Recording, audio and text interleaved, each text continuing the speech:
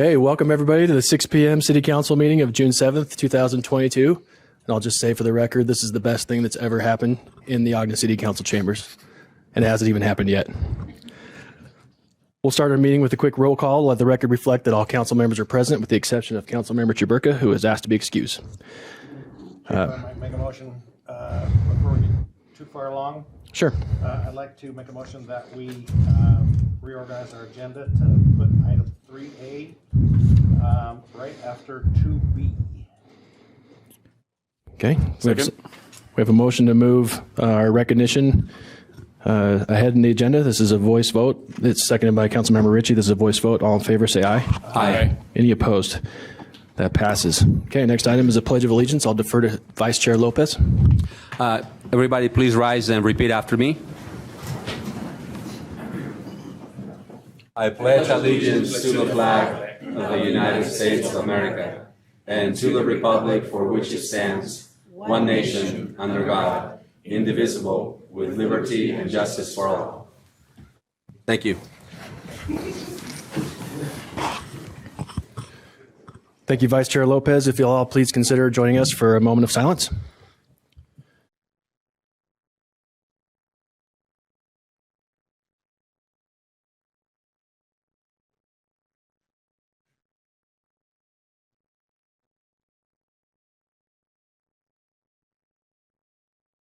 Thank you.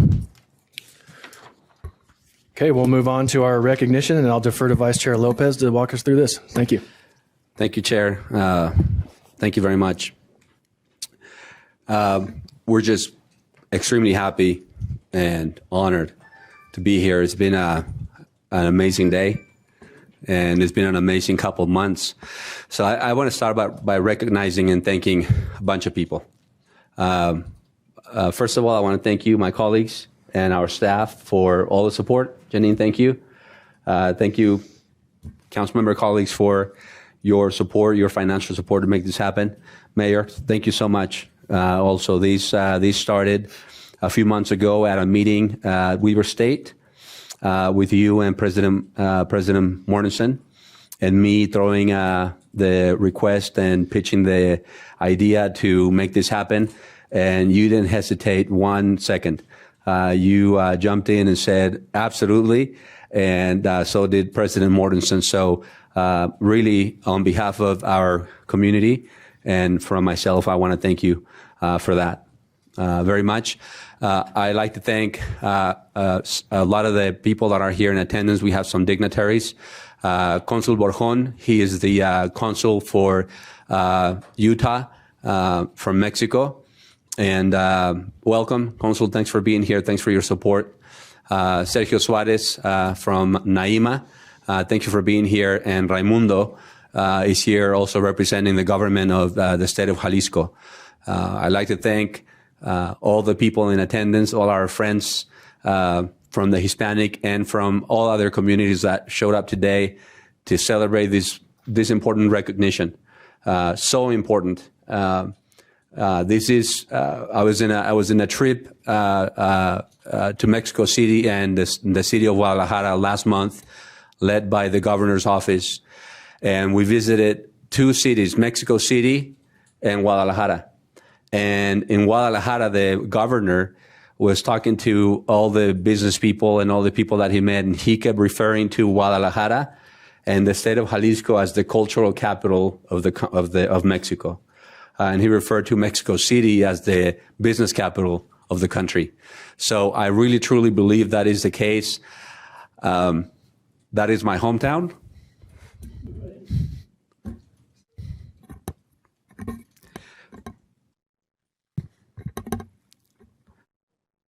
There's a lot of faces here looking at me. I can't do this, right?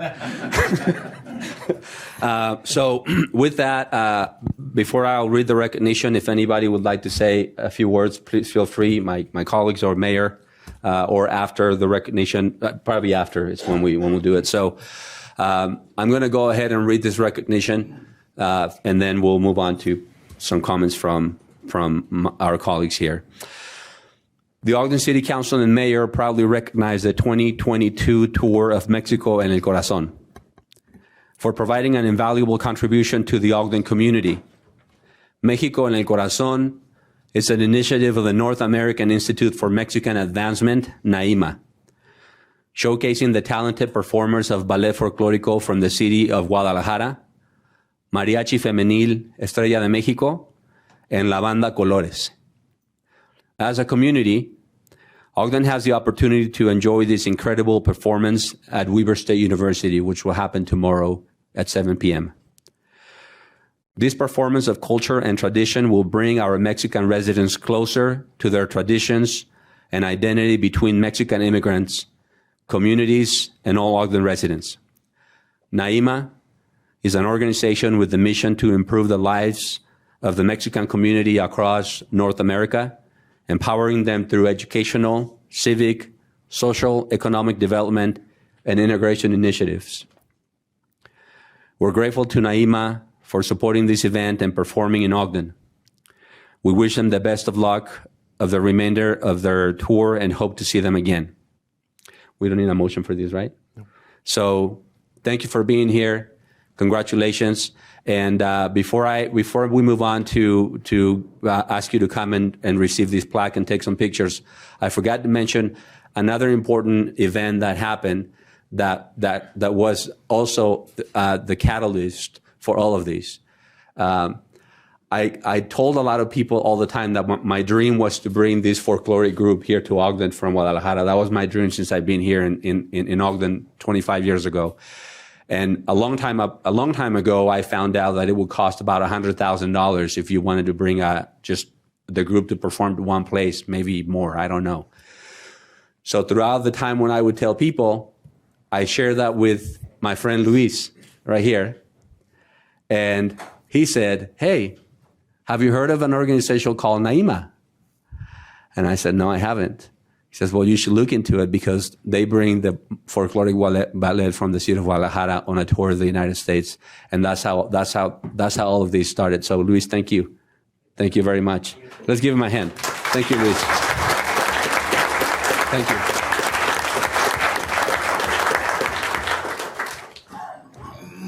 Sergio, por favor.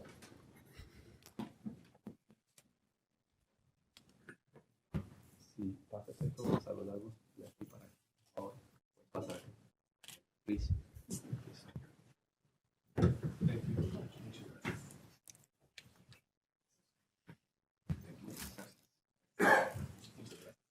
Thank you very much.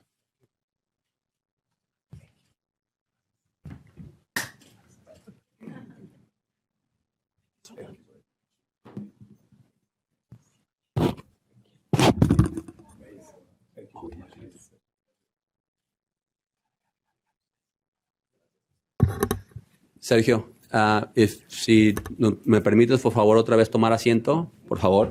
I forgot to, got my council chair Nadolski reminded me, as part of the celebration and the recognition, we asked the mariachi band to play one song. That's going to be historic, right? And this song that they're going to play, you will see. I don't have time to explain everything, but it's a song that comes from a real story of a child that was lost in a celebration in a party, and they found him by playing music with a band, and they went and played the music, and the child heard the music and walked towards the music, and that's how they found the child. So this song is called "The Lost Child," and so the trumpets. There's a trumpet that goes out and plays, and then another trumpet plays here, and then they start coming closer together until they find each other. So if el maestro del mariachi, ¿dónde está? Si quieren, podemos abrir las puertas y se puede salir una trompeta. ¿Está bien? ¿Sí? ¿Ya salió? ¿Para dónde se fue? ¿Allá? ¿Está? Ok, listo. Adelante, gracias. Thank you. Thank you.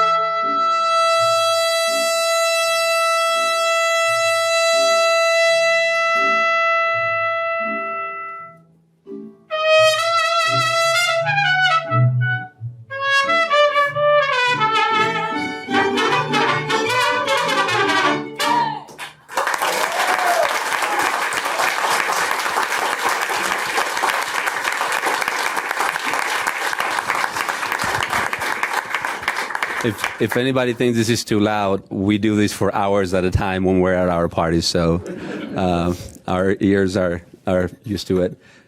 Pictures? Please come up. Sergio, please come up. Por favor, pasen todos los del mariachi y el ballet, por favor, aquí enfrente, si fueran tan amables. Aquí de este lado. De la banda, por favor, pasen todos. Sí, sí, sí.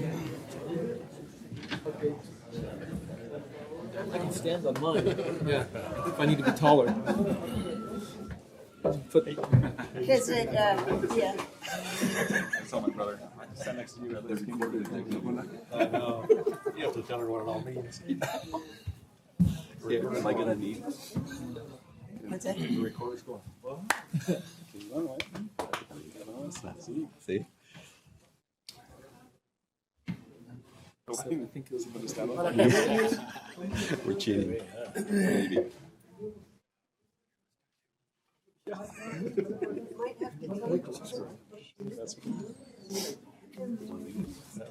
I just think it would be a better picture. So if we do that, they still. What's that? It would be more. The symbolism of the change. Yeah, it would be more. Others important. I'm standing up here.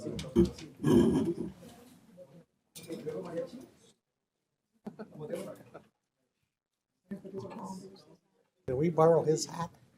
I don't know. I don't know how to ask. I think the Grand Jefe ought to wear it. Don't you think? Yeah. Sure. We're okay. I'm okay. Tim and I. I'm okay. I'm okay. I'm okay.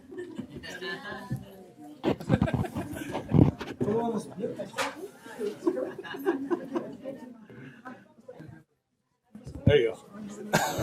Yeah. Man, you got a big head. I have a big head. This doesn't fit me. This doesn't fit me. It won't fit me. Yeah. You can pass it. You can pass it.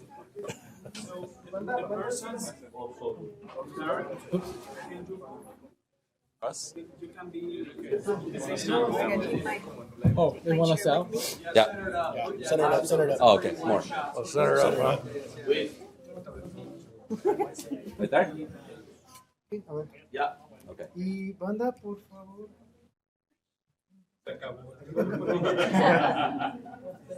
Come back. Ahí están bien. Se pueden poner así en así como agachaditos de cada lado. Do we need some of the, you wanna Get two rows up here. We could if and then they won't be able to see us. Oh, I was, yeah, please. The guys in the seats come up here.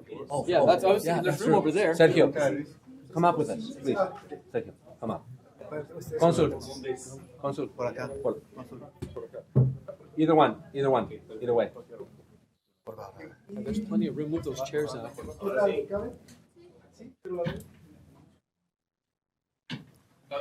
We can get close. Design this chamber to be this big a group.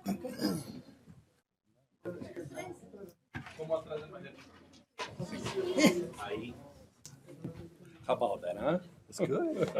I was impressed. You giving boxes to stand up to?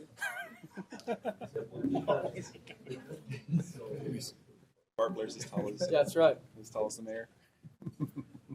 Document that. Entonces, aquí, no importa que se pongan porque vas por acá. Y acá el chico. I took him to take pictures today all morning. This has been happening all day.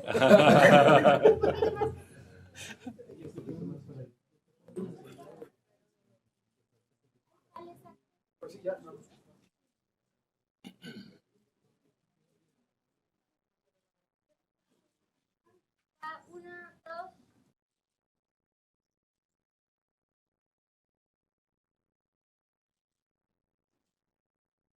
Eins, zwei, drei.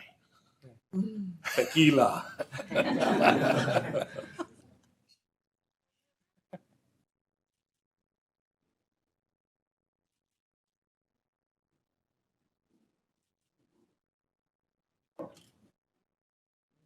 You got it, Brandon? A la historia.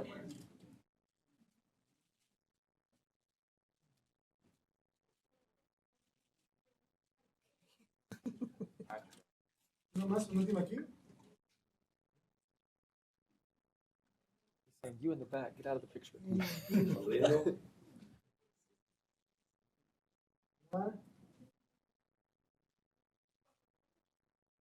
Dos. Tres.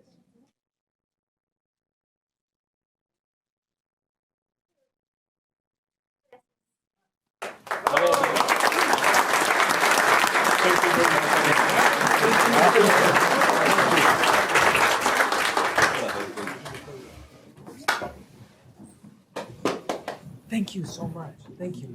You're welcome. You all look wonderful. Thank you. Thank you. Thank you.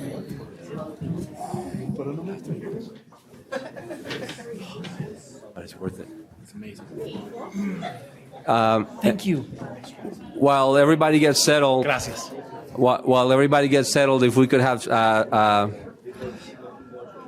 I just want to say, I would be remiss if I didn't say just a few words in Spanish.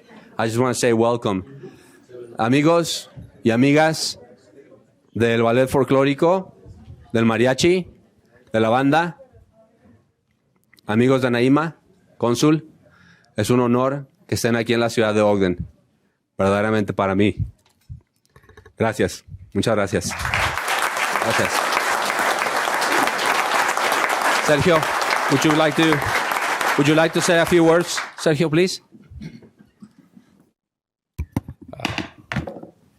You know how tough it is to say something with so many emotions. I just want to thank everybody who made this happen. Luis, thank you for insisting and inviting us to Ogden. Thank you. Thank everybody, because everybody's been so helpful, so welcoming, with our community, that I really, I can feel how vibrant and how respectful the people from Ogden are. And I really appreciate it. Mayor, you have a great town. I just want to thank more than 1,000 people get together in order to make this happen all over the United States. We are doing 2 tours this year. We just have left Denver and Albuquerque after this. And then at the end of August, then we go to Chicago, Nashville, Tennessee, and other cities. It's incredible the help that we get from our sponsors, that we get from governments, that host us or people who make that happen. I cannot thank enough the city of Guadalajara, the government of Jalisco, thank you, Ray, and everybody who gets involved.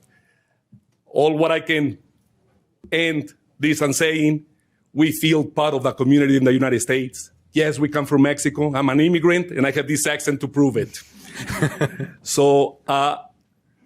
But we love the United States. That's why we came. We didn't come to ask for anything. We came to work hard and to make a better future for our families. Thank you very much. Thank you. Thank you, Sergio.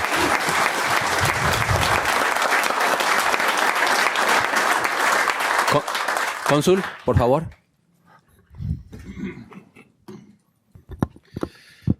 Thank you. Buenas tardes. Buenas tardes a todos. My name is José Borjón. I am the Consul of Mexico here for the state of Utah. Soy el Cónsul José Borjón, el Cónsul de México en el estado de Utah. I just want to recognize and appreciate this recognition to the organization and the ballet for what it represents. Understanding the presence of Mexicans and Mexican American in the state of Utah, which have a deep root of over 120 years, and here in Ogden.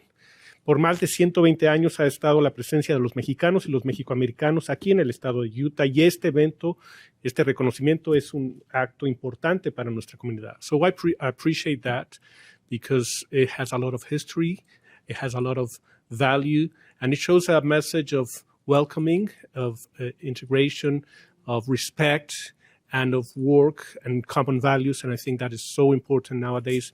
So I salute you and I appreciate it from my heart. Thank you very much. Muchas gracias. Thank you, Consul.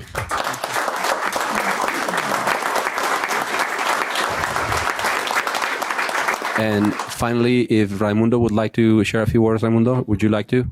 Please, Raimundo is the representative of the state of Jalisco. Raimundo. Muy buenas tardes, muchas gracias. Pues solamente agradecer el apoyo de todos ustedes. Just want to thank everybody's support. Want to thank everybody's support and say thank you to everybody. Gracias. Gracias, Raimundo. Gracias.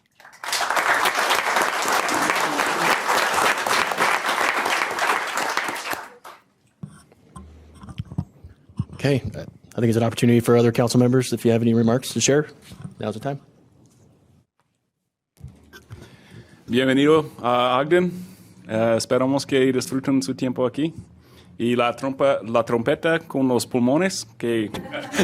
buen hecho, buen hecho. Now translate for the... You got to translate for the recorder. For the recorder? Yeah. Okay. What did I say? Welcome to Welcome to Ogden. We hope you enjoy your time here. And the trumpet player with the lungs, very, very well done. Thank you.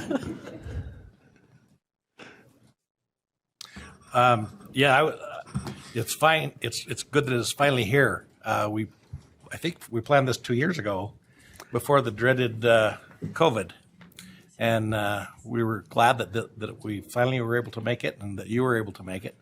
Welcome to Ogden, and look forward to your performance tomorrow. Thank you.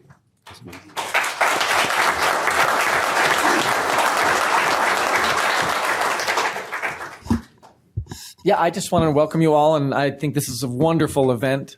It's neat to have so many of you here tonight, and to have you here in Ogden. And I wish you all the best tomorrow during your performance. I'd love to know a little more of what they did today and what they're going to do tomorrow. How long they'll be here? If you want to share a little bit of that. Yeah. But again, thank you all for being here. You look wonderful. You've really, really make our chambers look much, much better. So thank you all for being here. And When you leave, we're all going to be very sad. Very sad. But I appreciate the effort that it took on so many people to get you here. And I am honored that you would bring this celebration to our community. So thank you. Thank you very much.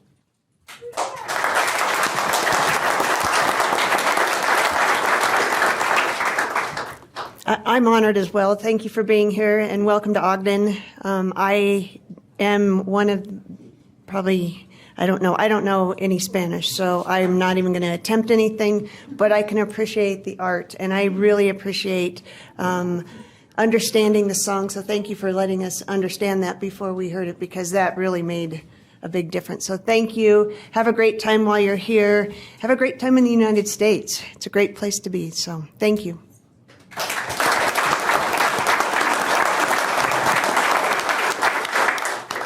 Mayor? Sure. As we go through what is right now the budget hearing and cycles and everything else, this brings a whole bunch of joy to the room. I want to thank you all for being here. I look forward to tomorrow night. It's going to be amazing.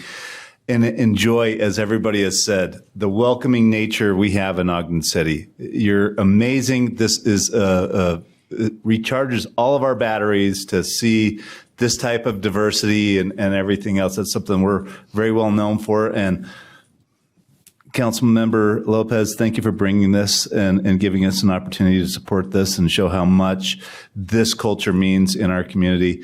We really, really are grateful that you're here, and this has been a super fun night. Sometimes council meetings aren't all that fun, but this is really, really fun. You've absolutely made my day, and I look forward to tomorrow. So thank you for all the work that you did to put this together. It was our honor to support it, and it will be our honor to support it tomorrow as well. So thank you all very much. And on that note, you don't need to stay for minutes and agendas and consent and everything else, but thank you all for being here and bringing some joy to our lives. Thank you all very much.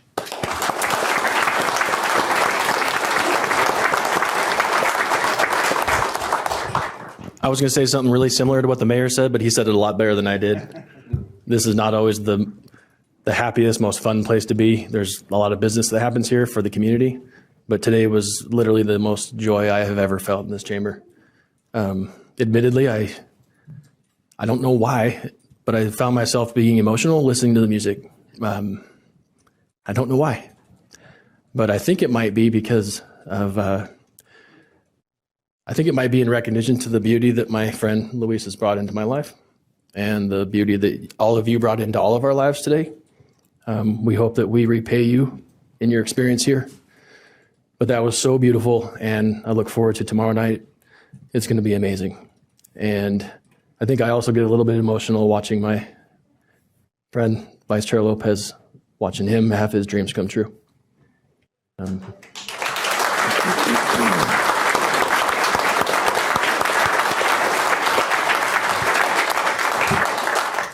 Thank you for everything you've done to bring this here tonight, but thank you for everything that you've done for Ogden, everything that you bring to my life, to their lives, every day.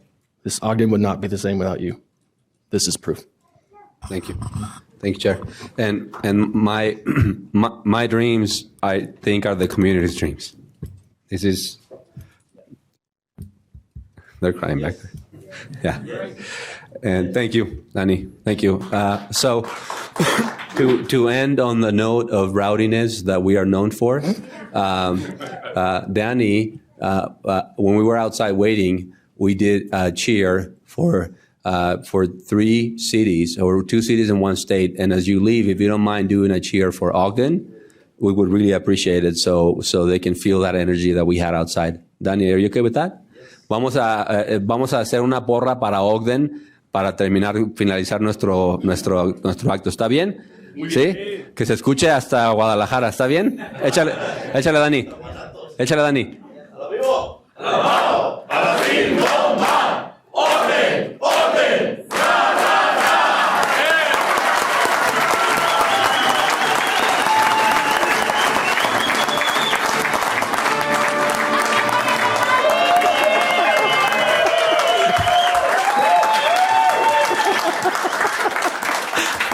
Muchas gracias.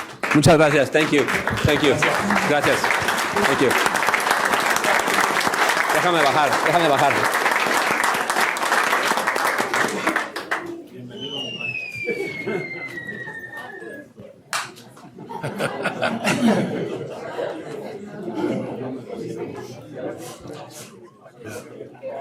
What are we going to do the rest of the meeting?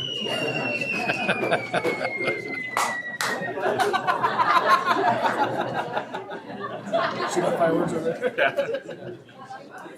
It's pretty good. It's good. I know.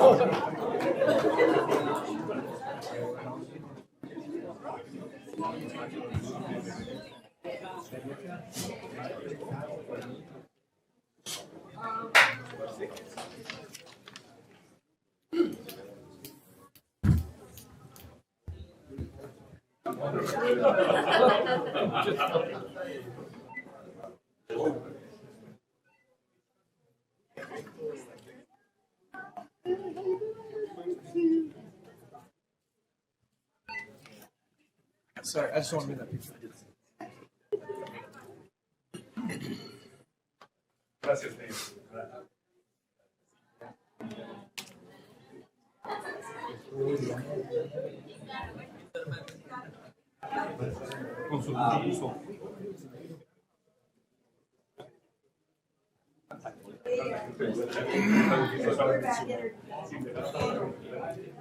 If you stay, we're going to start a council meeting. No.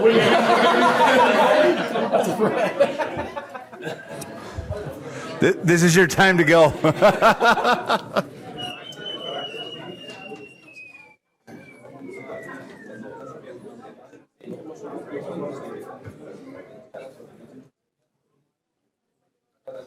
You know, he doesn't have any minutes, but doesn't he escort them out?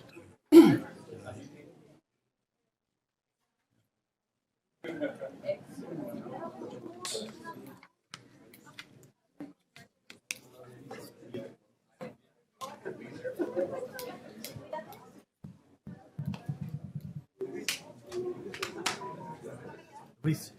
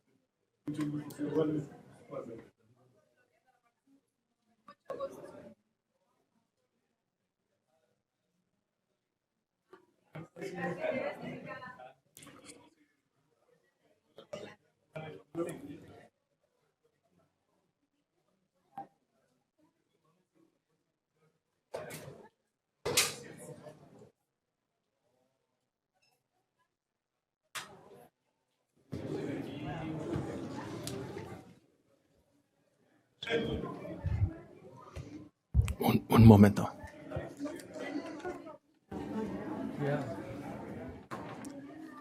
Brandon, can you get that door? Thanks.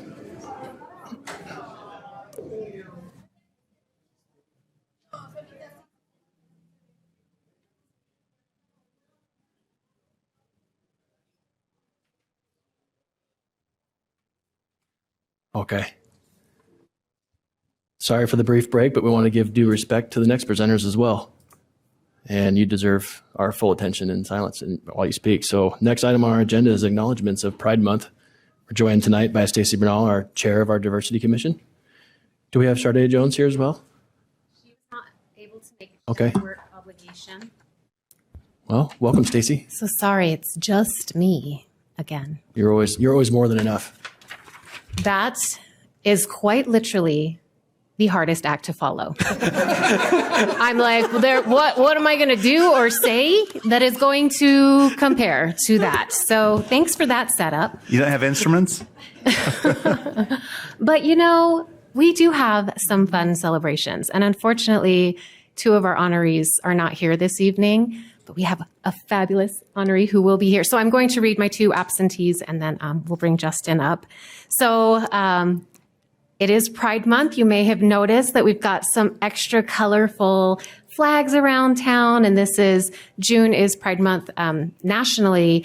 However, Ogden will also be celebrating in August, so be sure to stay tuned for the celebrations then.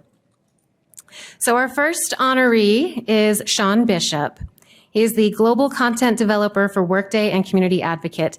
And he is having a horrible vacation, I believe, in Costa Rica right now. So yeah, he's been posting lots of really sad pictures of lovely food and landscapes.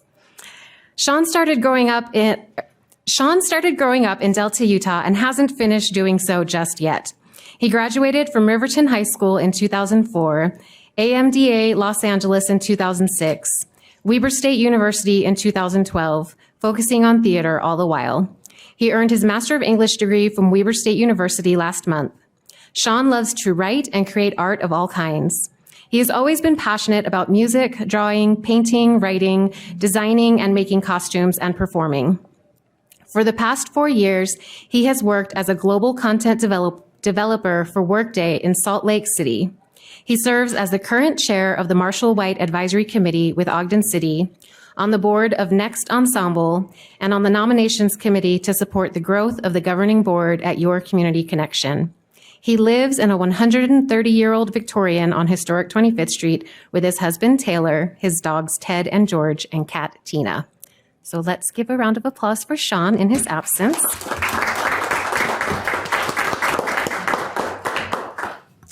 And then we have another Sean W. Childers Gray. So I'm pretty sure. Okay, he did not sneak in. He is the president of Ogden Pride and is a community advocate. Sean Childers Gray is a Utah native, and because visibility in a journey is important to him, so others might relate, and it is used here by express permission, he was born Jenny Cooney. Jenny grew up in Kearns, Utah in an LDS but broken home. At the age of 15, as her parents were going through a divorce and circumstances at the time made it crucial for her to find a way to survive on her own, she emancipated and lived with friends. In high school, she was active in the Young Women's program at church, excelled in academics and extracurricular activities, but was bullied for not being like other quote-unquote girls. The bullying took its toll, along with struggling with religion and the realization that she was, as identified at the time, a lesbian. She attempted suicide, thinking she was alone and would not have a place she belonged. Thankfully, she failed at it, discovered her tribe and her passion for impersonation performance. This recovery led her to find Sean the drag king, and he was reborn. Sean continued through struggles in his young adult life. He is a sexual assault and suicide survivor who discovered so much more about himself while in therapy. These moments did not define him, but helped him discover that he in fact was transgender, that his feelings of not fitting in and not being like the other girls was not unique to him. Through his charity work and self-discovery, he found authenticity. Sean has 2 decades worth of accomplishments, from founding a charity drag troupe called the Salt Lake City Kings in 2002, being involved with the Imperial Rainbow Court of Northern Utah, and being honored in October 2021 by Equality Utah for advancing transgender equality. In August of 2016, Sean began the daunting process of updating his legal name and gender on his birth certificate. This began a years-long legal battle that ultimately made its way to the Utah Supreme Court, and a victory for Sean and co-petitioner Angie Rice on May 6, 2021. Today, transgender Utahns can petition for their gender marker changes with an easier understanding and path because he persisted, and he knows that others are better off for it. He and his wife, Sarah, continue their work with Ogden Pride. He is board president of Ogden Pride, and she as a registered agent and treasurer. They are working to see that the organization opens the Ogden Pride Center as soon as it is feasible. So let's give it up for Sean Childers Gray, please. And Justin, I will invite you up here. Justin flew in. He was in Florida and flew in today to be here. So we're so grateful that you did that for us. All right, Justin Charlie is a Sam's Club associate and community advocate. Justin was born and raised in Bloomfield, New Mexico, and came to Utah at the age of 17, where he began his career at Sam's Club as an hourly associate after being hired in Farmington, New Mexico in 2011. He's worked in several positions throughout the company and has been nominated and received multiple internal awards. Justin has been in Riverdale, Utah for the last 9 years and has given back to the community by raising thousands of dollars through volunteer work and grants through Sam's Club, the local Chamber of Commerce, and events he's put together for the local community. Justin is a 10-time award-winning drag queen and keynote speaker throughout the United States. He's competed in several high-ranked pageants in the U.S. and Mexico. He also has toured with multiple multi-platinum recording artists, including Mexican rapping sensation Miss Crazy, yes, MC Magic, and Quinto Soul. Justin is accepting this recognition on behalf of his mom, dad, and grandpa, who are no longer with us today. So we'll give it up for Justin.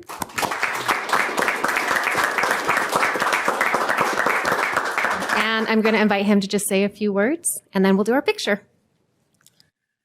Good evening, everyone. First and foremost, I would like to thank all of you for allowing me and Stacy the recognition for this. From the Ogden City Council and the Diversity Committee, it is a huge honor of mine. Like the great Maya Angelou said, I come as one, but I stand as 10,000. And I just want to thank all of the people before me, the hundreds of thousands of people that have paved the way for me to be able to do what I do today and stand before you all. And one thing I'd like to leave with you and everyone who's watching live, all my family and friends that are not here, is that if you are not invited and don't have a chair at the table, bring a folding chair. You're always welcome. Thank you.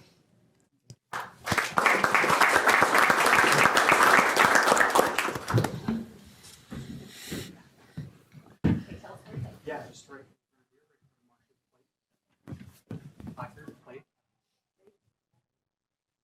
here. You can think that it's not true. Okay, council members find a window. I can't see.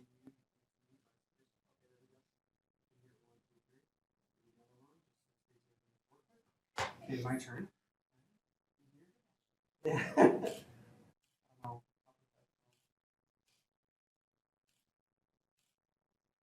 Hey, if I didn't get it, I'm in trouble. So, thank you. Thanks so much.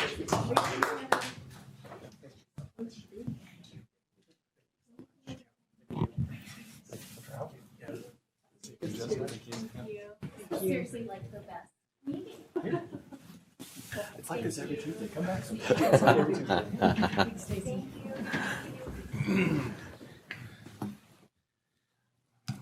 Thank you. I'll need this. I'm taking this.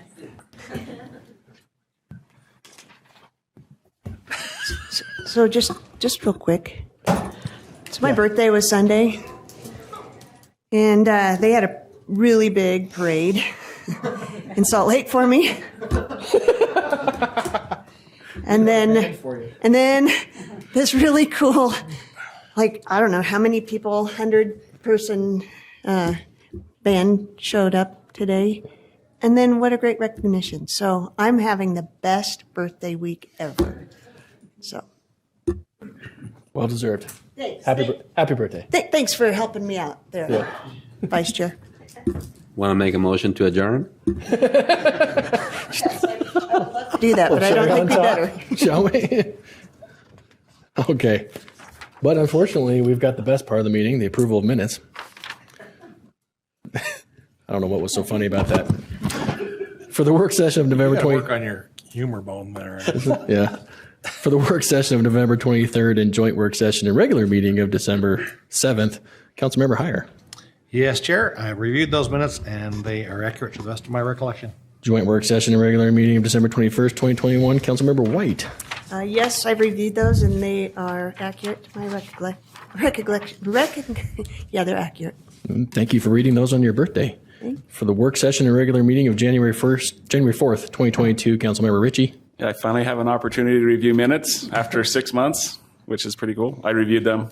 They look accurate to the best of my recollection. I think we've got it's first minute. My first minutes. Thank you. It's Yes. historic. Historic. Nice job, new guy. Good job. You're not a new guy anymore.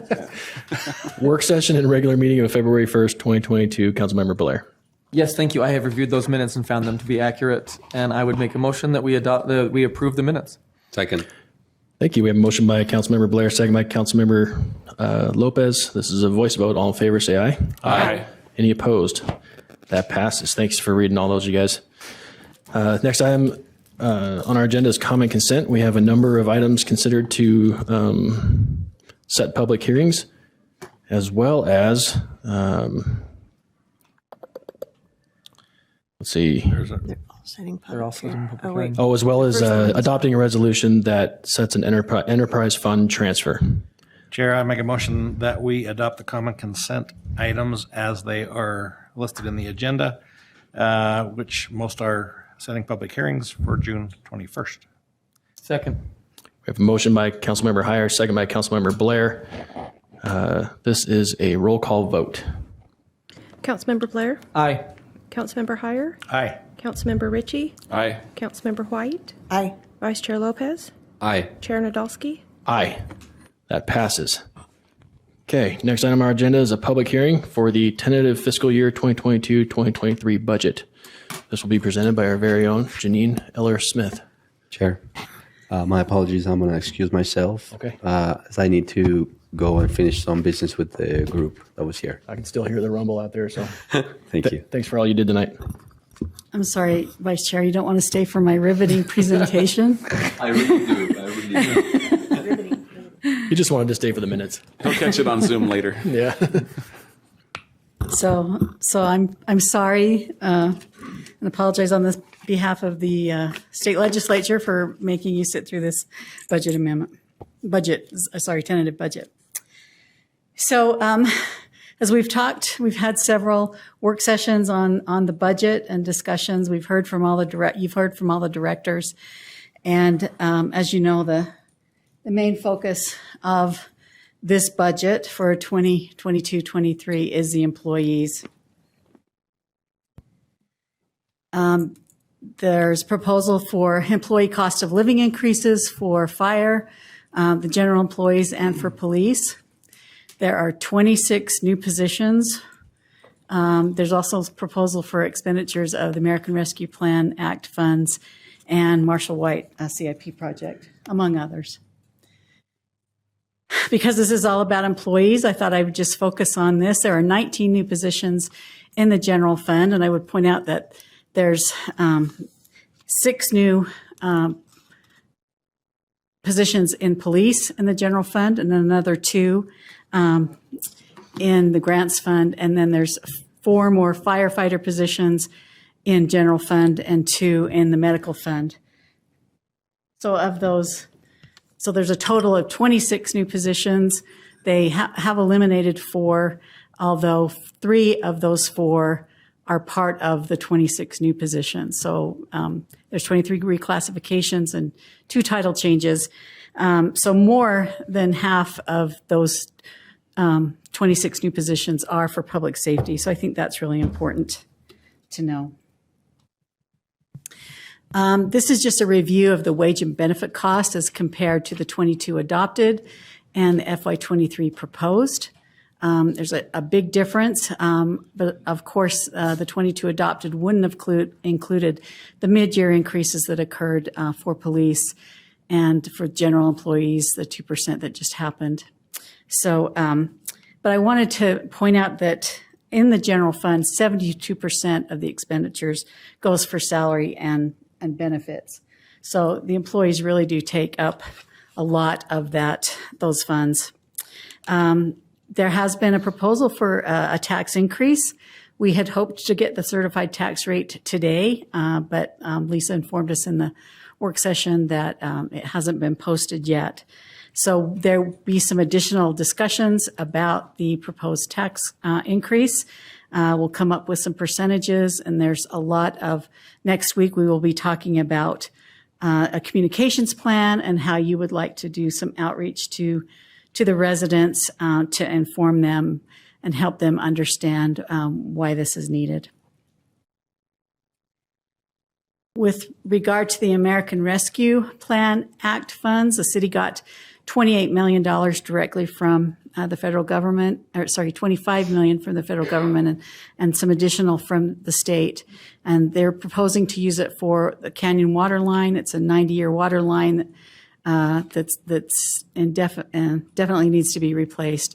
Some of those funds will go to the Marshall White Center, some public safety, and Flip the Strip program, which we'll talk about, and some general government operations. They're also going to propose using some of that money to grant to nonprofits, and the administration is working on the guidelines for those grants. We always like to talk a little bit about the 5-year strategic plan. The council adopted this in 2019. And so we've really tried to focus when we review the budget to make sure that we're meeting the directives that came out of that project. Council budget goals, which come from the strategic initiatives in the 5-year plan, focus on economic development, community and safety, recreation, and city image and reputation. And the council also wanted to focus on fiscal sustainability and transparency. So without going into a lot of detail, the budget does meets all of your strategic initiatives. And these are just a few. In economic development, there's $1 million that go towards the quality neighborhood funding, police and fire salary increases, funds for a new fire training tower, and then, of course, Marshall White facility and recreation improvements. And there are $14 million in capital projects that can go towards that city image and reputation. So we have lots of sidewalk projects. These are ongoing expenditures, street construction, bike master plan, trails. These are things that the city is working on perpetually to try and keep up the services and the things that we offer to the citizens. And of course, a big importance is focus on a new Marshall White facility that the administration is working on, and then some public realm improvements which will go along the BRT line and also in the junction. So there's a total of $14 million in the capital improvement plan projects. 34 projects that are funded in this year. So here is the year-over-year general fund revenue comparisons. You can see that, as we've discussed, sales tax has been very positive, and so we do have an increase from sales tax. The increase in the property tax does include that proposed $2.8 million from a truth in taxation. And so here's the overall year-to-year budget comparisons. So overall, the FY23 has more than $35 million over the 22 adopted, but remember that includes that $28 million from the ARPA funds. So when we look at this is a proposed Schedule A. Schedule A is an opportunity to make some tweaks to the mayor's proposed budget, and they're minor. There's a reduction of $20,000 in the general fund. There's additional money to cover sewer district charges and increases. And then there was some moving around of money in the refuse department that had a zero impact.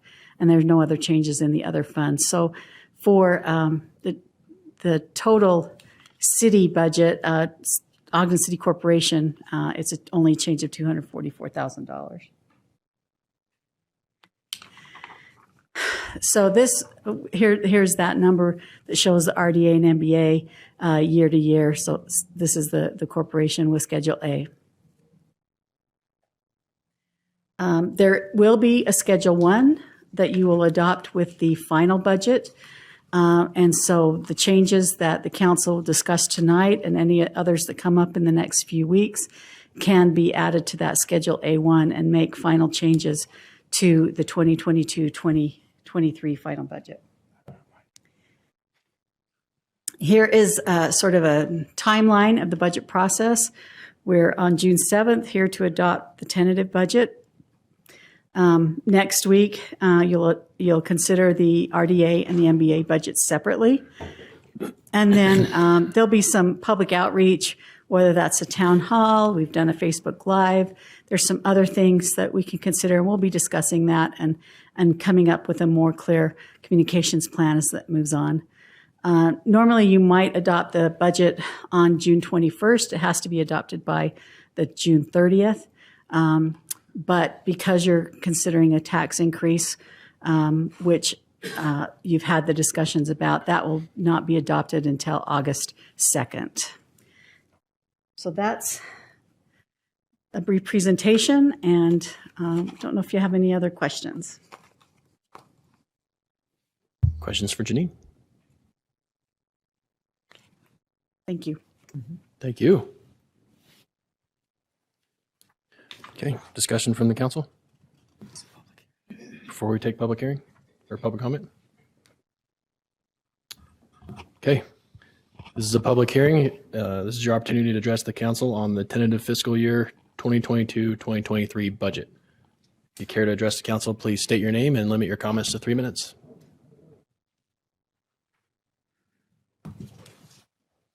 Guess we should have left this with you. Yeah. This doesn't count, does it? Getting up here? Nope. The slow walk doesn't count. Just not used to that sitting. Welcome.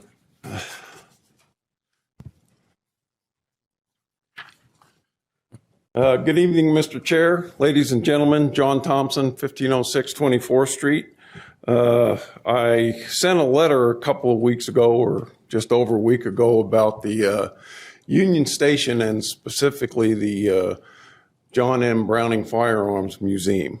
I think this is a lucky night for me from the first, and I don't want to take any joy away from what just happened, but they were recognized for providing an invaluable contribution to Ogden City. Outside on the rack were 12 economic benefits of historic preservation. Said that, now I'll try to read my notes. I wish to highlight, reemphasize, and reinforce my letter of a week or so ago requesting an increase to museum funds for displaced exhibits. I've worked there been given the privilege to work there for 4 years now. I knew some of the Brownings, Val and Bruce, didn't really know who they were, being 12 years old at the time, and have come to admire their contributions to Ogden, the state, the nation, and the world. One of the museum curator's functions is to fulfill the mission of museum and increase local, statewide, national, and international awareness and prominence. My observations indicate, with removal of artifacts, displays, exhibits, and other information, that we are moving in the wrong direction. If more money has been approved, I thank you. If not, I ask again that the first time there is an opportunity that comes up for you to reconsider this request, I wish you would do so. It has been an honor and a privilege to represent Ogden and this council and the administration to guests. Just a couple of weeks ago, a gentleman came in, a Belgian army officer, and he noticed the medal behind my back and pulled out his phone and showed me the picture of that medal that was just presented to him by the King of Belgium. It was the exact same of the ones that were presented to Val and John Moses. Also, a couple of weeks further back, there was a convention of an Army division in Salt Lake. They came up here, and a grandfather and a son talked about him carrying weapons across Europe that were designed in this city, in fact, just a half a block over. So this is a tremendous resource of our history, and I don't want to see it wasted, and I wish you had given that opportunity to get money, because when I asked about what's the problem is, generally it's a lack of funds. So I thank you, and a late happy birthday, Marcia, if I may. Thank you, John. Mr. Chair.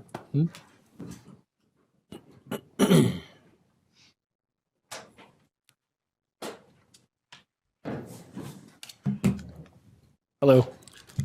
Ready?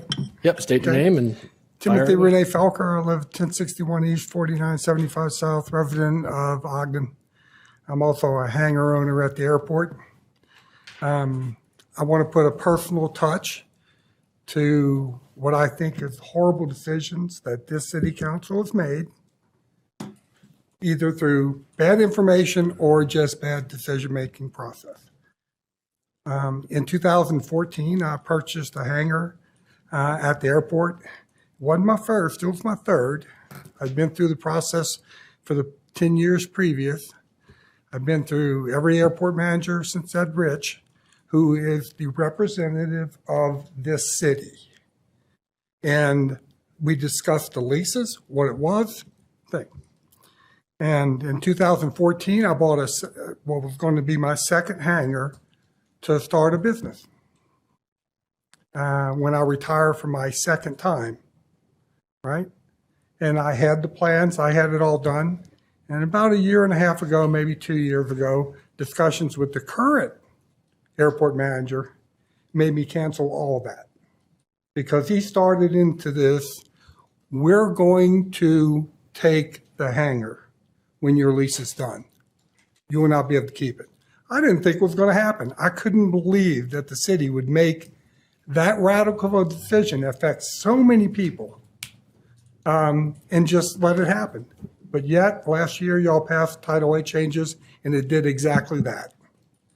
I had taken retirement funds to buy the hangar that I thought I could get back. Not all of it. I mean, the building's going to age, but at least some of it. Right now, I'm going to get zero. And at the end of my lease, I have two choices. Let y'all take the hangar and start renting it to somebody else, or I'll just take it down and move it off the airport. That'll be my two choices. That's poor decision-making, and it affects individuals in this city. It isn't some big conglomerate, the playboys out at the airport, and we're just running around. In order for me to be able to afford an airplane, I built it in my garage. Okay? Kicked my car out, built an airplane. That's how I afford an airplane. The hangar, I took my retirement funds and put it into the hangar, planning on getting it back. Not now. I won't get that money back, not on that hangar at least. Because of its age, I won't survive the end of the lease. Because the ordinance that y'all passed makes it absolute, unless I go beg the mayor somehow and get some dispensation, absolute, I can't get another lease. Thank you.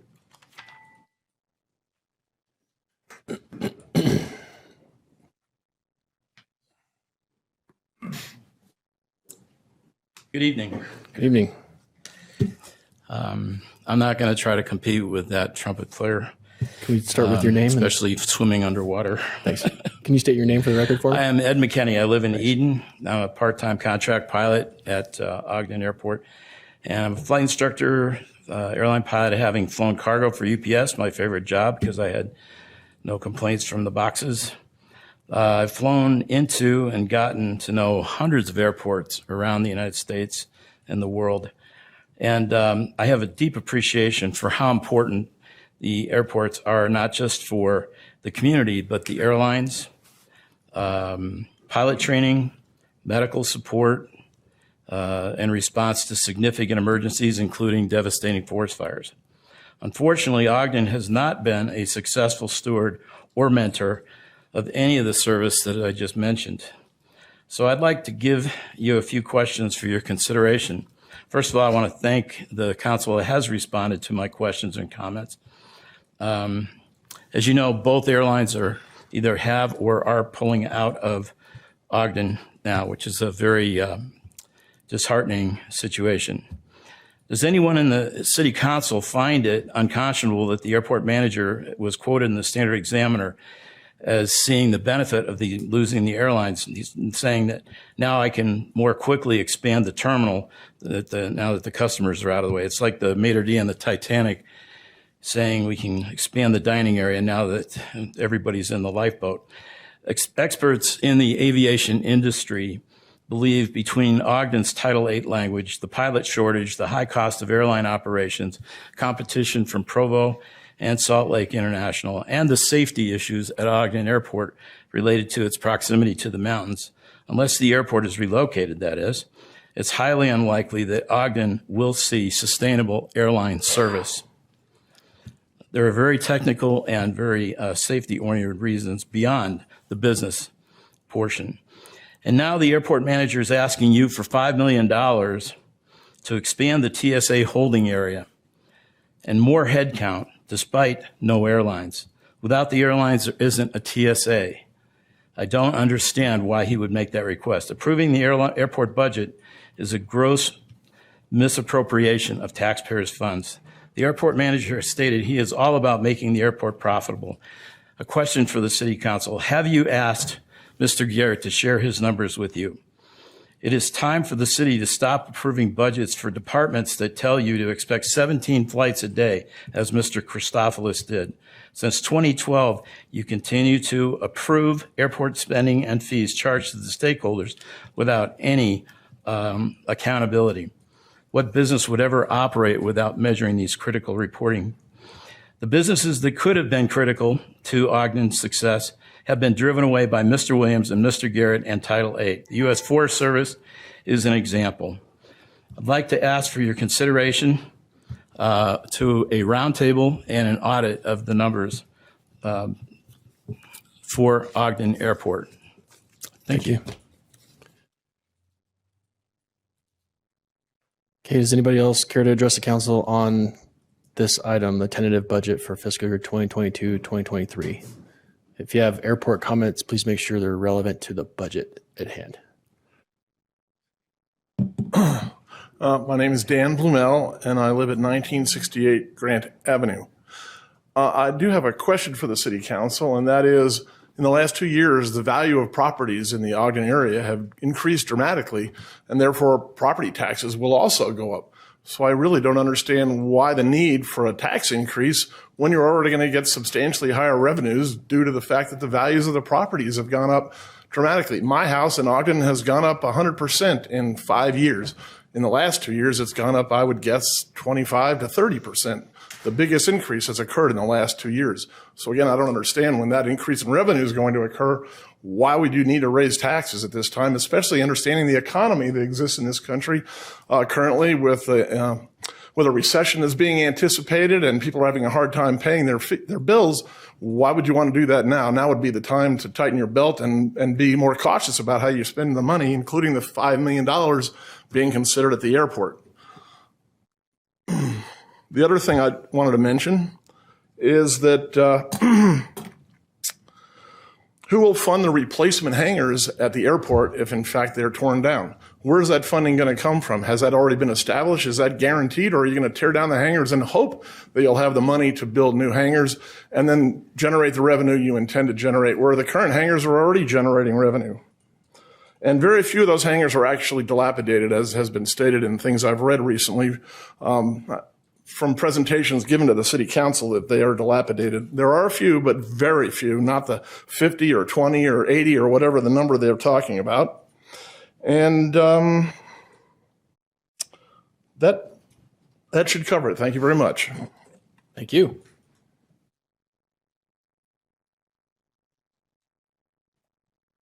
Anybody else? Anybody online? Looks like we got one online. Brandon, you good? Okay, let's go to Angel Castillo. Angel, state your name for the record and limit your comments to 3 minutes. Good evening, Angel Castillo, Ogden resident.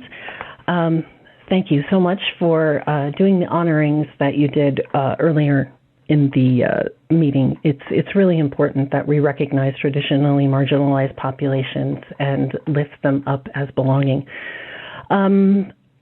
The pandemic was really rough. A lot of people had a hard time making rent. The federal government gave us rent relief, and that was great. And I worked with Christina Oliver, who's the Director of Housing and Commerce Development at Department of Workforce Services. And they got $180 million from the federal government.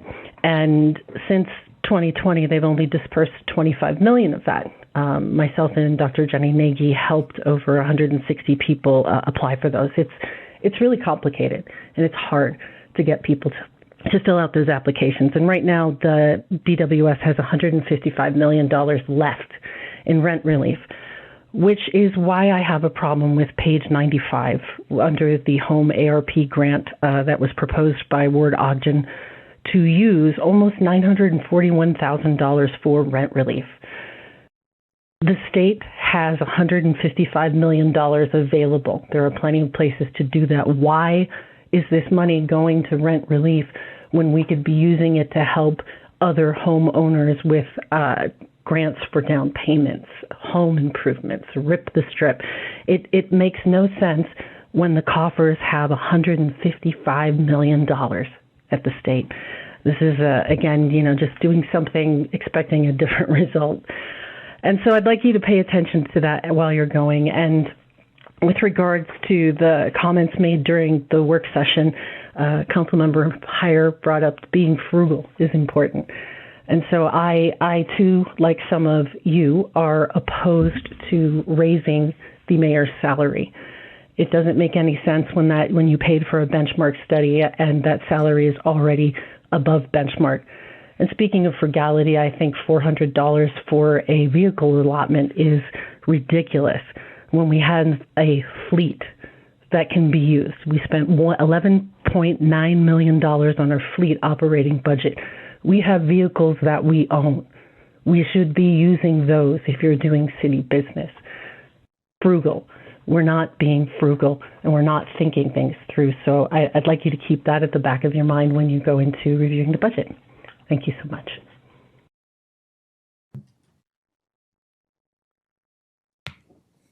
Thank you, Angel. Seeing no other hands raised. Anyone else in the chambers? Yeah, okay. Could we back up for just a minute on the Come on up. hanger thing? If it's budget related, we've got public comment still. It sort of is, yes. Okay. Go ahead and state your name and Jim comments. Peterson, 1691 Rutherford Ridge Road, Ogden, Utah. Thank you. 84403. Got it? Got it. Yeah. Speaking of cash flows and whatnot, I too was an airline pilot and enhanced my cash flow through working more, not less.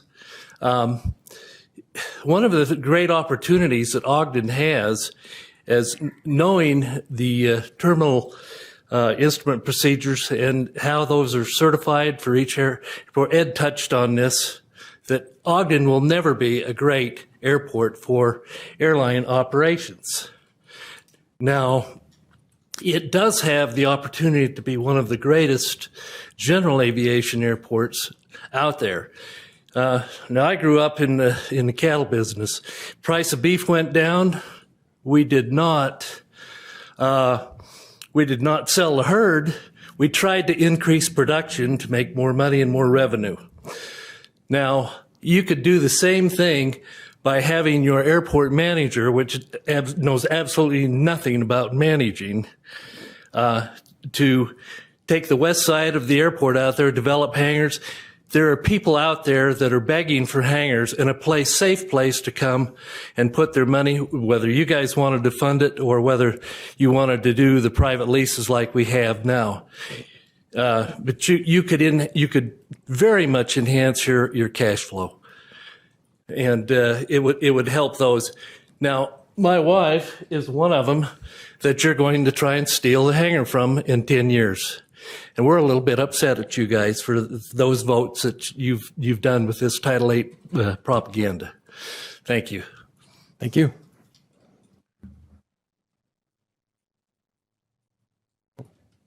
Okay, anyone else? I hadn't started the clock on you, so thanks for staying in bounds there. Chair, seeing that there's online and moving the chamber. Second. I have a motion by Councilmember Heyer, second by Councilmember Valera to close the public hearing. This is a voice vote. All in favor, say aye. Aye. Any opposed? Public hearing is closed. Okay. Should we start with questions that we got from the public? John, we'll start with John's. He was first. I think it was my lucky day too, because I had just brought up your letter in the meeting right before you showed up. It was sort of happenstance. So, But we had a good discussion about it. Mr. Johnson, you want to share what we talked about? Yeah, it's a great suggestion and something that's long over needed, and we are going to put some funding. It won't happen all at once, but it'll happen in a gradual process, and we'll start working on that. Those displays need to be upgraded to match what's being displayed. The rent relief, I don't know a lot about other than it didn't come through the city. It goes through other agencies, so we haven't had a lot to do with that. I can answer the tax question too if you'd like me to. Sure, while you're on a roll. When property values go up, they lower our rate, so we don't get any of that money. So all of these extra values that the assessor assesses when your and my property go up 100%, the tax rate that is calculated goes down, and we get the same amount of money unless we do a tax increase. And sometimes it's just keeping the tax rate level, which the way the state makes us advertise it, it seems like an increase to you, but it wouldn't be an increase to you if we keep it level unless your property value goes up. And then, of course, then it is a little bit of an increase. But for us to get any extra money out of property tax, we have to go in and actually raise the rate. The rate will lower itself automatically if values increase. I don't know if that makes sense. It's complicated, but. Yeah. Did that make sense? Hope so. It's all designed to make sure that we get the exact same amount every year. So, yeah, good explanation. Thank you, Mark. Right. Okay. John, when we were talking about the displays, we still have time before a final budget's passed, but hopefully we want to give Mark a chance to look into it a little bit more and see what they can find out and see what they can do with what they've got. But we still have an opportunity. If they needed more funds, they could ask us. And I would add, we have toured it, we've seen it, we understand what the issues are, and we've been talking about this for a long time. And we get how unique that display and all of the things that are happening at Union Station is. So we're very, very involved and very focused on making sure that that's going to be with us for a long time. It's a huge part of our history. Thanks, you guys. Appreciate that. Okay, comments from the council?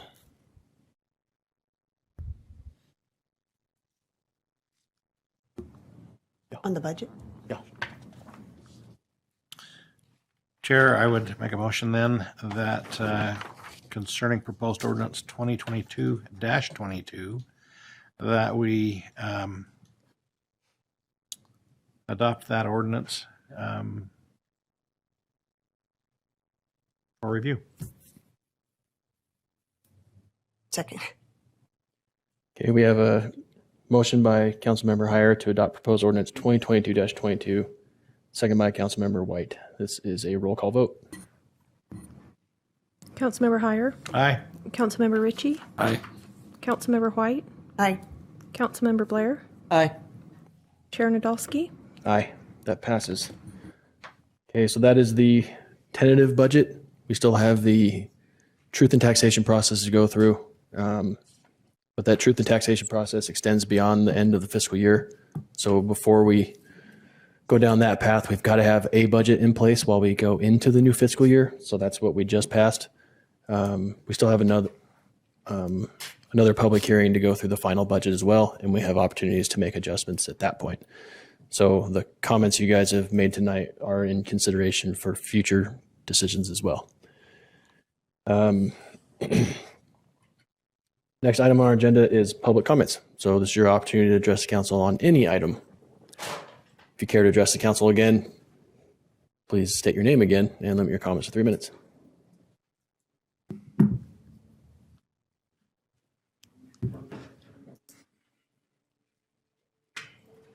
Getting the crack at us? Not really.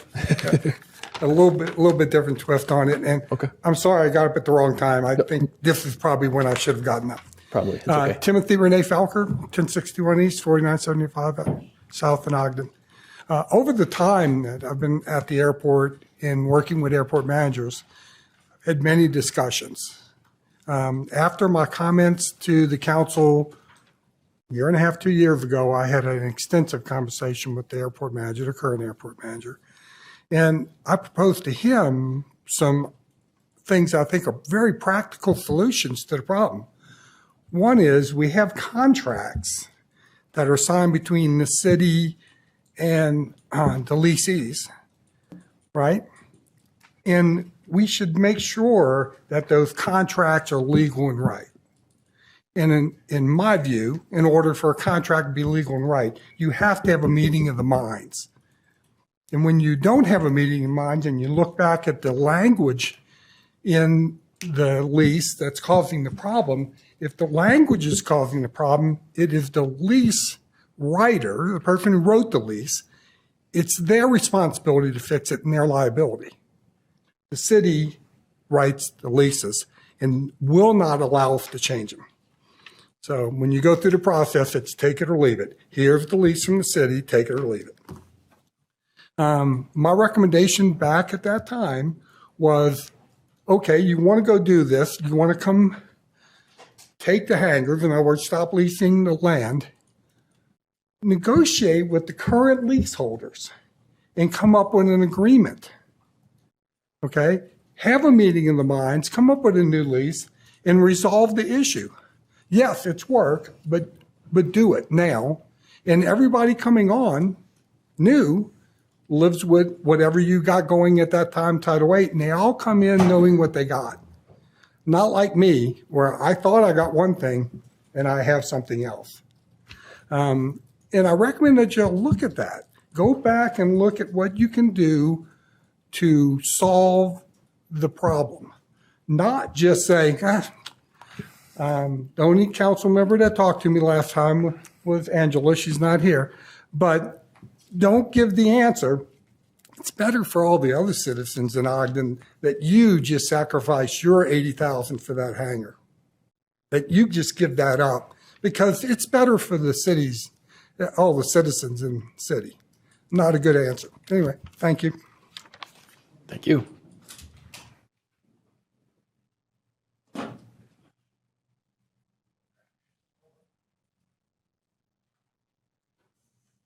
Ed McKinney in Utah still.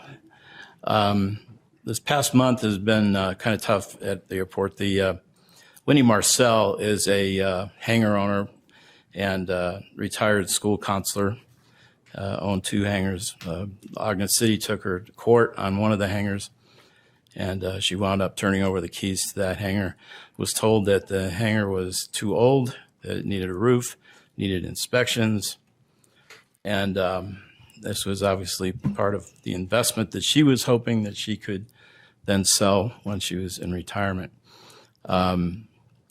This past couple of weeks ago, Ogden City is now leasing or renting out that hangar to a plane owner with no improvements or anything to that hangar, just renting it out. And needless to say, Wendy is very distraught. Doesn't matter whether it's rented out for 1 day, 1 month, 1 year, 10 years. But the hangar that she was told that was not usable and the city was going to take ownership of it. And so that's what's going on at our airport, and a very good example of just the tip of the iceberg. Thank you.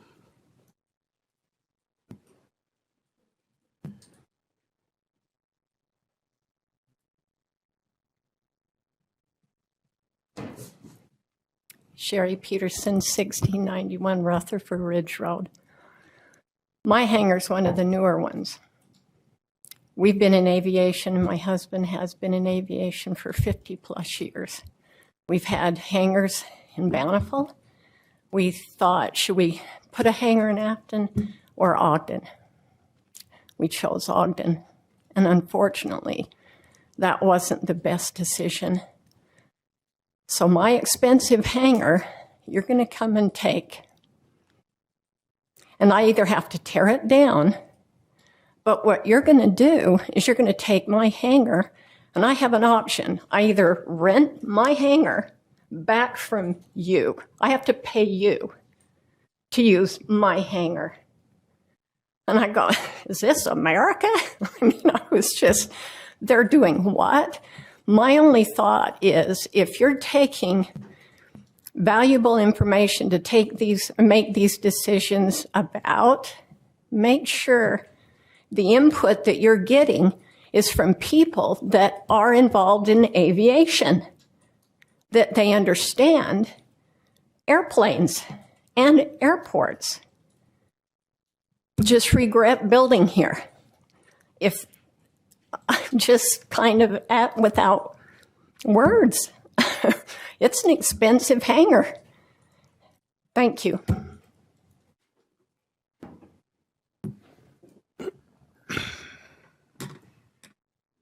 Just got one more thing to say. Jim Peterson, 1691 Rutherford Ridge Road.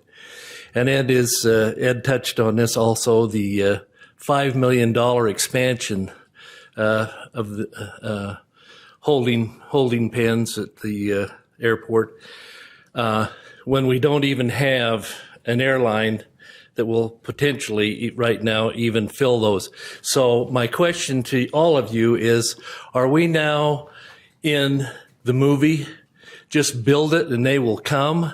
And the answer is, if you had the right terminal information and approach benefits that could be there for the airlines, they would come, but they will not come with what is out there now. No airline out there allows their aircraft to do what they call circling approaches. That is prohibited in the industry now. It's too dangerous to do it, and that's why they don't do it. So Ogden is a one-way in, one-way out airport.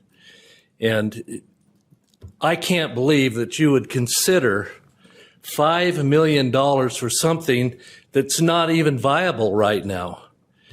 Now, if you had contracts with people coming in and they were long-term contracts, I can understand doing that. But not this. That we're glad that the airlines have left so that we can build. I've seen many different cities that have been able to restore and rebuild with their terminals. In Phoenix is one of them I watched personally, and they were able to do that and build that big new terminal they've got down there without having a disruption of any services at all to the passengers. But I just can't believe that you would even consider that you would gamble the taxpayers' money on that. Thank you. Thank you.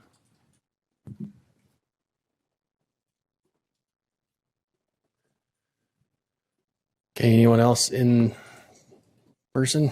Okay, we'll go online to Angel Castillo. Oh, sorry. Angel, we'll get to you in a second. Kim? Yeah, go ahead. Hi. What a meeting. Wow. What a night. That was so special. I mean, I literally was just bawling at the goodness of that, which is not why I'm getting up here, even though it was. So I just wanted, it's been such a great experience to go through this whole budget process at the work sessions, especially, and just, I just want to give a shout out to all of those directors and the amount of work that they do. I mean, Jay and Justin's presentation last night is astounding. All of them are. And wow, a lot of work gets done in this city, and it makes you very proud to live here and want to help solve all of the problems and everything. So thank you for what you do. And also a special one to Lisa Stout. I mean, I'm the finance guru too, so I know what's behind that when the team that she leads, and I get totally geeked out on that. So what an asset she is to this city and to the administration team. And then Janine's team, like your presentations, like they're all so good and so clear, and that, the lay city person can understand it. So thank you for your work. This is, that's a big thing to adopt that budget or the whatever. I got Janine's timeline down because it's very clear and very awesome. Kim, tell us your name. Oh, I'm sorry. Kim Bouchard. Well, I'm temporary. I'm in a rental, 2680 Foothill Drive, but it's not really a house right now. Thanks, Kim. Okay. Angel, thank you for your patience. Angel Castillo, you know the routine. Thank you. Angel Castillo, Ogden resident. I wanted to talk a little bit about Memorial Day and an experience that I had at Memorial Day. The Weber County Heritage Foundation had an event where we could put flags on veterans' graves at Ogden City Cemetery. And it was cold and it was raining, and there were still almost 100 people there, little kids, their parents. But the cool thing was there were a ton of veterans in uniform from the Fraternal Order of Eagles Lodge on Wall across from Home Depot. And while we were going up and down the aisles with the flags, planting them, I struck up a conversation, and we were going to do vector tracing to make sure we got them all. So I was walking with another veteran who is, I think, a vice president in that agency, and we were chit-chatting, and we were talking about what he did. And then they told me that they had their veterans parade in North Ogden. And I said, wait a minute, North Ogden? Wait, you're in Ogden, right? Yeah, yes, ma'am, we are. I'm like, well, why are you having your parade in North Ogden? And then he told me because we are a small nonprofit with not a huge budget, funded entirely by memberships, and we can't afford the permit. If we were to do a Veterans Day parade honoring those that serve us, we can't afford the permit and the street closures and all of the things necessary. And they go to North Ogden, and North Ogden takes care of it. And North Ogden takes care of it because of Major Brent Taylor and his passing, and making sure that military is respected and revered and honored for those who make ultimate sacrifices for us, and for those and their families that go through such struggle serving us and protecting us. And so I was really embarrassed and ashamed that the city that this lodge is in, that puts hundreds of flags on veterans' graves and does good community work, can't get a permit waived.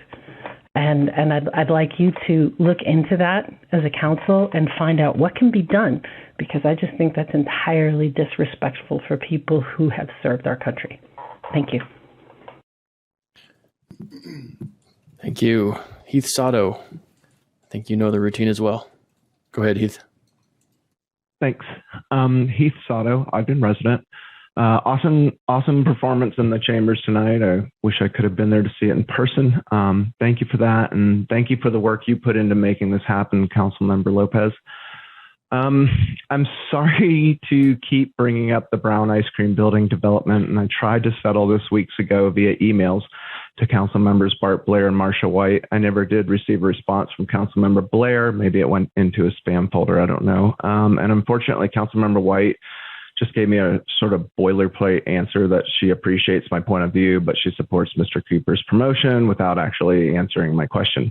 And this question isn't even about Mr. Cooper at this point, or the developer, or the broker that provided the false information about the building. This is about a failure of proper oversight and transparency. It's about our local government clinging to secrecy. The public deserves to know why the only developer that was offered the Brown Ice Cream Building project was a personal friend of Mayor Caldwell's, as well as one of the biggest donors to his campaign. The public deserves to know why the RDA was fed false information by Mr. Cooper and misled into believing there was only one person even interested in the building, which was false, and to sell it to his friend of the mayor for a fraction of its value due to other information Mr. Cooper presented to them. In the newspaper article in Standard about Mr. Cooper's promotion, Mayor Mike Caldwell said that the city has been open and transparent on all of its development projects. When asked about my concerns, he went on to say, quote, "I would say I completely disagree with Heath on that, and I don't think he has all the information." And that's been my issue all along. The city has not been open and transparent. The mayor is absolutely correct that the public does not have all the information. That is the problem. I'm asking yet again for the transparency the mayor frequently talks about but will not provide. Given you, all but one of you agreed to a golden parachute clause in Mr. Cooper's promotion, they'll give him at least $200,000 paid to him if he's fired for virtually any reason. And I want to remind everyone, when he gets fired, that money will come out of our taxpayer dollars, money that will only benefit one person who doesn't even live in Ogden. So since all but one of you voted in favor of that contract agreement, that to my knowledge, no other city employee has, I feel the city needs to come clean about what exactly happened with the Brown Ice Cream Building deal. You owe the public that. Mayor Caldwell isn't running for another term, so we can't punish this behavior at the polls. So again, I'm asking for transparency. What was the reason given to you all that made that promotion acceptable given the deal that Mr. Cooper made for a friend of the mayor by misleading the RDA? If the answer is no response, no comment, will one of you please at least have the courage to simply say it's going to remain a secret, and on this issue, the city will not provide any transparency? Thank you.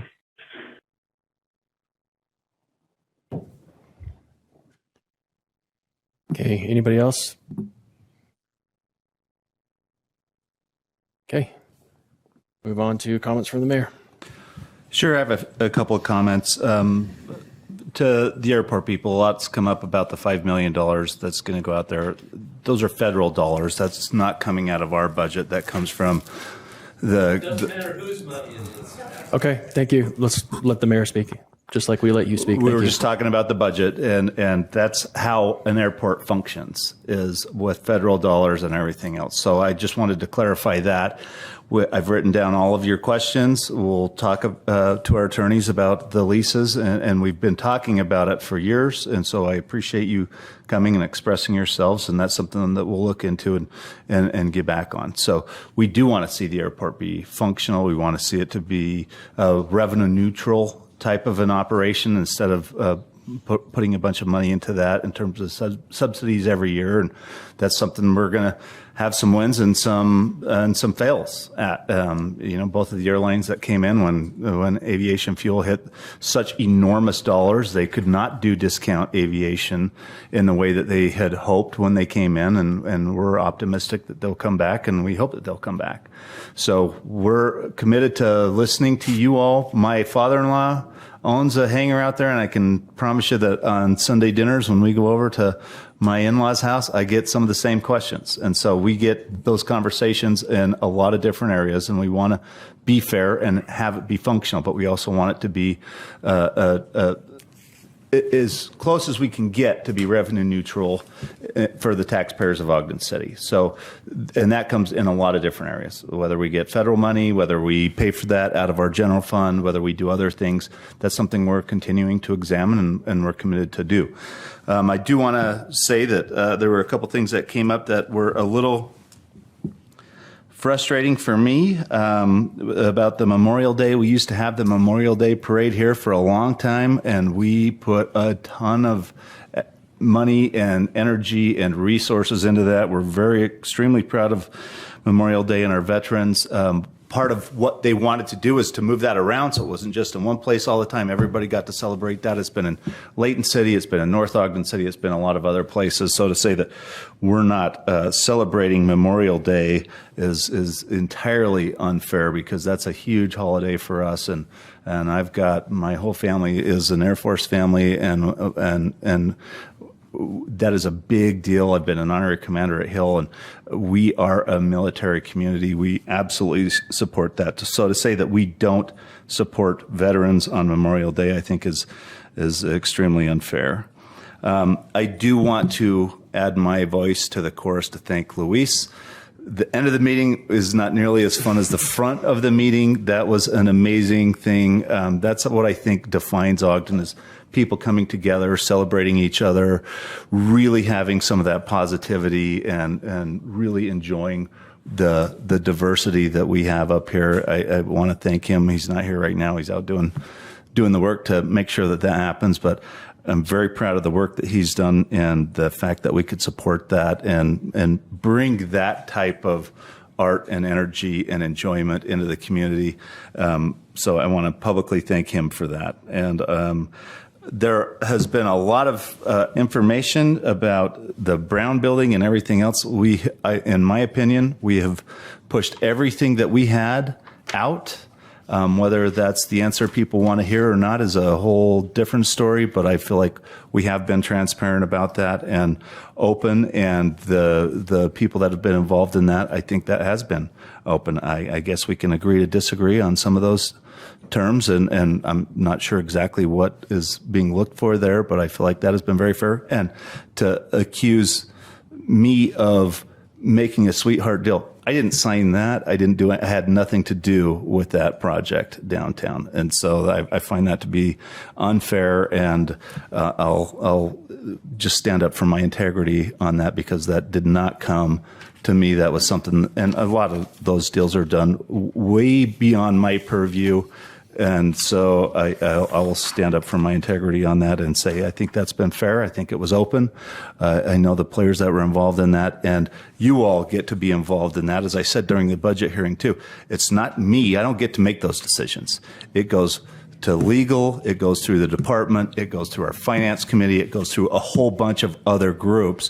So to say that I got to just put my stamp of approval on anything out there is not fair, and it is that's just not the way the process works. And I really believe in the integrity of our department directors and the others that put those together, and we'll stand with that. Okay. Thank you, Mayor. Comments from council members?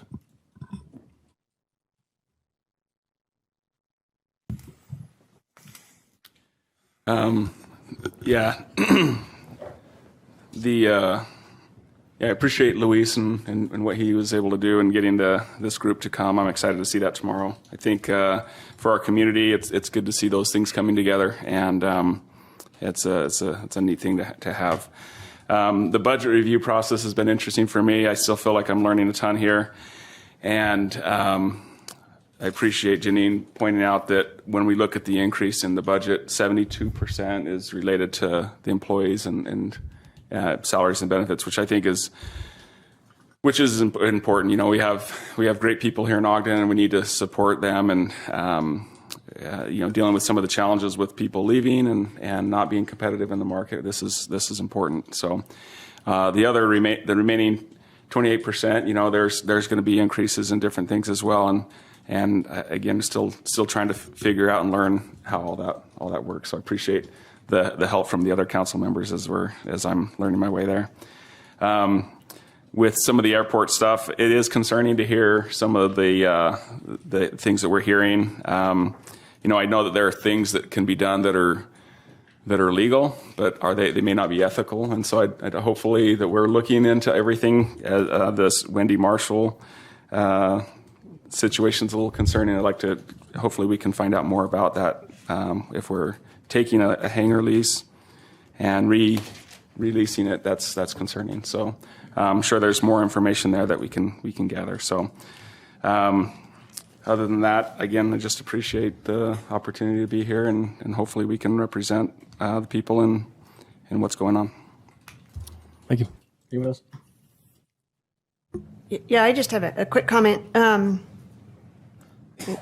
think it was Justin that said, if there's a seat at the table, pull up a folding chair. And I really appreciate the ability for people to come in and talk to us and voice their concerns, and we listen to their concerns. And so I do appreciate that, and people being here and actually pulling up their folding chair and coming in and talking to us. So I thought that was a really great quote. So. Okay. Anyone else? Okay, we'll entertain a motion to adjourn. So moved. Second. Thank you. Motion by Councilmember Heyer, second by Councilmember White to adjourn. This is a voice vote. All in favor, say aye. Aye. Any opposed? We're adjourned. Thanks, everybody.